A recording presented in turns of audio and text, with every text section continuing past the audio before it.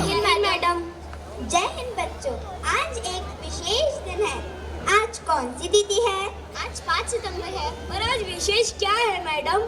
आज महान शिक्षक एवं भारत के द्वितीय राष्ट्रपति डॉक्टर सर्वपल्ली राधाकृष्णन का जन्म दिवस है। डॉक्टर राधाकृष्णन के सम्मान में इस दिन को शिक्षक दिवस के रूप में मनाया जाता है। तो क्या आज हम शिक्षक दिवस के बारे में पढ़ेंगे? नहीं बच्चों, आज हम कुछ नहीं पढ़ेंगे पर बहुत कुछ सीखेंगे। वो कैसे मैडम? क्या आप जानते हैं व्यक्ति के जीवन में रोटी, कपड़ा, मकान के साथ साथ शिक्षा का स्थान सबसे ऊंचा है। हाँ मैडम, आपने बताया था शिक्षा अमूल्य है। इसी शिक्षा का स्वरूप देश, काल और परिस्थितियों के अनुसार परिवर्तित होना चाहिए। इसलिए समय समय पर राष्ट्रीय शिक्षा नीतियों को बनाया जाता है। क्या आप जानते हैं राष्ट्रीय शिक्षा नीति 2020 का प्रारंभ हो चुका है? जी मैडम, हमने कई बार अपनी शिक्षिकाओं को इस विषय पर चर्चा करते सुना है।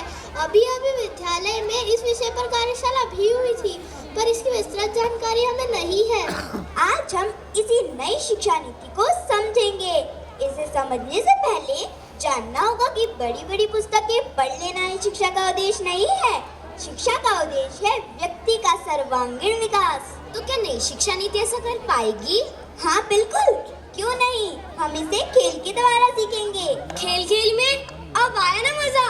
क्या आप सबने एक नई तकनीक आर्टिफिशियल इंटेलिजेंस कृत्रिम बुद्धिमत्ता के बारे में सुना है? वो क्या है मैडम? AI एक ऐसी तकनीक है जिसके द्वारा कंप्यूटर, रोबोट और मशीन इंसानों की तरह सोच लगते हैं। आभासी छवि भी एक AI का ही रूप है। लेकिन मैडम, अभी तो आप तकनीक के बारे में बात कर रही थी। अभी संग्रहालय क्या मेल है?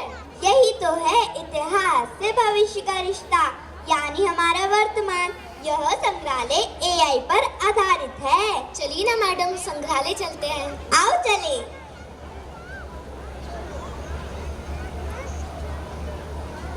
यह तो बहुत सुंदर है, पर यहाँ तो कोई कंप्यूटर ही नहीं। नहीं, यहाँ हमारे श्रेष्ठ शिक्षक हैं। विश्व गुरु जहाँ होते थे तैयार, वह था गुरुकुल। जहाँ था ज्ञान का अपार भंडार, वह था गुरुकुल। एवं इन गुरुकुलों में बच्चे और बच्चियाँ समान रूप से शिक्षा ग्रहण करते थे। ऐसी एक गुरुकुल की महान शिक्षिका थी विदुषी गार्गी, जिन्होंने बहुत से वैदिक साहित्य का सृजन किया था। वे ज्ञानवती थी। आओ चमत्कार देखें।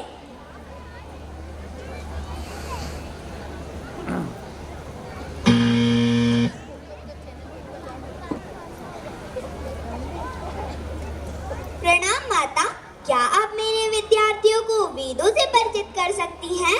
आपका बड़ा उपकार होगा। वेद विश्व का प्राचीनतम ग्रंथ है। यह ज्ञान का अथाह भंडार है, जिसमें मानव की हर समस्या का समाधान मिलता है।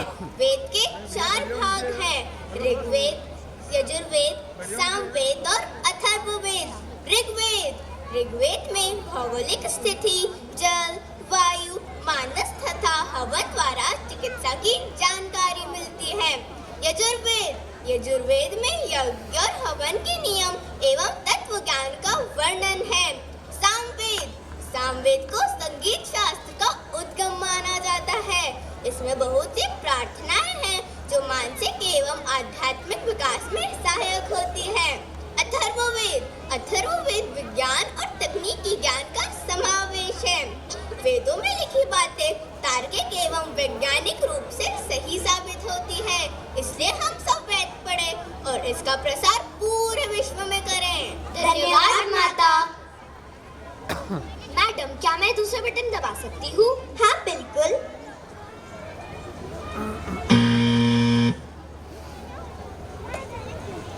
आप महाज्ञानी आचार्य चाणक्य हैं। इन्होंने अपने विद्यार्थी चंद्रगुप्त के साथ मिलकर अखंड भारत का निर्माण किया था।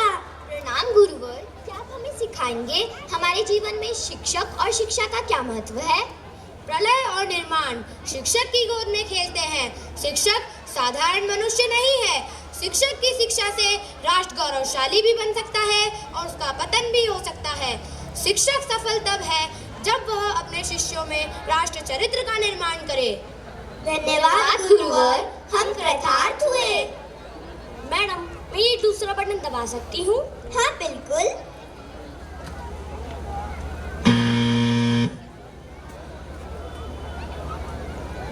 पहचाना इन्हें, आज हम इनका जन्म दिवस मना रहे हैं। नमस्कार डॉक्टर साहब। नमस्ते महोदय, हम जानना चाहते हैं कि शिक्षा क्या है, क्या आप हमें समझाएंगे? विद्यार्थियों में नैतिक, बौद्धिक, सामाजिक, आध्यात्मिक, व्यावसायिक आदि मूल्यों का संचरण ही शिक्षा है। विद्यार्थियों को प्रकृति प्रेम, मानवतावाद एवं समन्वय की शिक्षा प्रदान की जानी चाहिए। आपका बहुत बहुत धन्यवाद सर। जन्म दिवस की हार्दिक शुभकामनाएं। अब मेरी बारी।